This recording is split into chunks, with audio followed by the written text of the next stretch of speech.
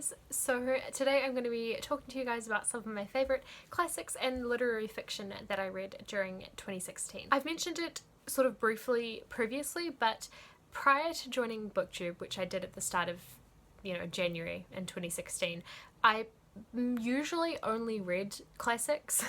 It was just what I was into in high school and things like that. I read some of the big name like YA fiction. Obviously I read Harry Potter from when I was a kid, but other than that I kind of read like The Hunger Games, and I read the Matched trilogy and just books like that that were really big at the time. Otherwise I just stuck to classics because that's what I liked. So once I started putting videos on BookTube and watching a lot of BookTube, I got really encouraged to try picking up more YA, which I have done over the past year, and that has meant that I've read less classics and less literary fiction than I probably would have in previous years. Yeah, that's kind of my little disclaimer for the start of this video. I didn't actually read that many classics or that much literary fiction during 2016, but that's why I've combined classics and literary fiction into one video. I just didn't read that much of either, so it just makes sense to do them together. So the first book that I'm going to mention is one of the first books that I read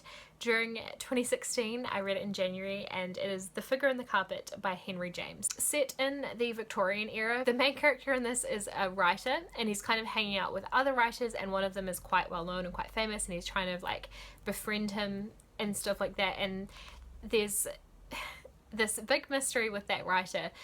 There's kind of a rumor that there's some hidden meaning in his books. The main character basically spends this whole story trying to work out what that hidden meaning is. And yeah, just the idea of trying to find meaning in text where maybe there isn't, and what a work can mean to an author versus what it means to the audience and all that kind of thing. It's just very thought-provoking but also very entertaining at the same time. So I highly recommend reading this one if you get the chance to pick it up. It is real short, so it's very quick and easy to get through. The second one that I will mention is Franny and Zoe by J.D. Salinger. This book has two different stories in it. So Franny is a short story and then Zoe is a novella, I guess. They both have members of the same family in them. They're very character driven and dialogue driven more than anything else. So if you don't like books where there's not much of a plot to them or not a lot of action, then you probably won't like this. I've done a full review on this, so I will link it in the information bar down below because I highly recommend it. I really enjoyed this. The next one that I will mention is another classic. It is The Woman in White by Wilkie Collins, and this is just a copy that I picked up the other day at a secondhand store because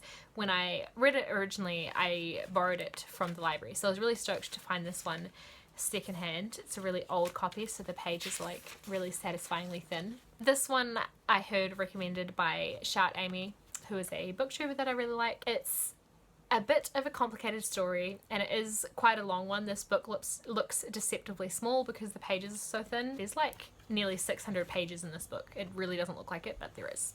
It's about a man who is walking home one night and he comes across a woman all dressed in white, and she seems a little bit like something's wrong.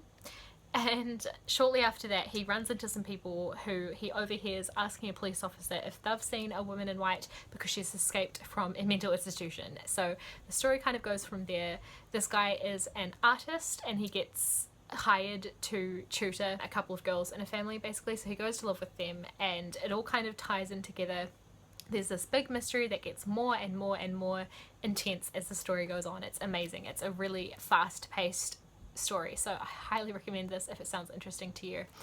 I believe I have a review of this as well, so I'll link that down below too. The next one I will mention I also have a review of, which I will link, but it's The Summer That Melted Everything by Tiffany McDaniel, and this is literary fiction. It came out during 2016 and it is fantastic. I wasn't expecting all that much from it. I was contacted by Tiffany to ask if I wanted to review it on this channel, and I was like, yeah, sure, why not, because the story sounded really interesting. So I got it in ebook form and read it and was absolutely amazed. It's basically about a family in a town that I can't remember the name of right now, but it's essentially supposed to be like the summer that the devil came to this particular town and how everyone reacts to that. But basically a kid comes to their town and everyone starts saying that he's the devil, and he claims himself to be the devil, which doesn't help obviously, and it's very focused around that. It sounds like so weird the way I'm explaining it, but it's a really, really good book and very, very interesting, and one that again was really thought-provoking, which I like in a book. So I honestly highly recommend that one. It was really, really, really good. So I will link my review to that down below if you want to hear more about it, because it's amazing. They were all 5-star reads for me, but I want to give one honorary mention, which, believe it or not, is a book that I gave 2 stars, but it has like really stuck with me. And yeah, it was one that I had to read for uni, and this is Pale Fire by Vladimir Nabokov. You would have heard me talk about this if you've been on my channel for a little bit. I really, really didn't enjoy this book when I was first reading it, but the more that I studied it, and if you take English classes, you know like how many times you go over and over and over a text. And I think I had to use this for 2 different assignments possibly as well, which is, again, it like made it even more intense. So yeah, I think I read it like honestly 3 or 4 times by the end of the year. And yeah, so it just grew on me slowly and slowly. It's essentially a poem called Pale Fire, and then it's commentary on that poem along with like a introduction and a like concluding notes thing. The overarching plot is that the author who wrote the poem lived next door to the guy that's writing the commentary, and the guy that's writing the commentary said that they were friends and that the poet dies, and that's why he is publishing it with his commentary. But the commentator is a very unreliable narrator, so you're trying to like work out what's going on, and there's like 17 different stories within the story. Not 17, but like a few different stories going on here. So yeah, if you're really into classics and literary fiction, I think this one would be worth a read for you, because it is kind of like penultimate, like yeah, I don't know, I can't even. But the poem is actually really good as well. Once I sat down and just read the poem by itself, I really, really liked it. There's a lot of attention given to death as an idea, and yeah. I'm just flicking through this so much if you're wondering, because I've like gone through and highlighted stuff. I hated this so much that I was like, I don't care, I'm just gonna write on it. So yeah, there's like circlings and there's a lot of notes. Yep.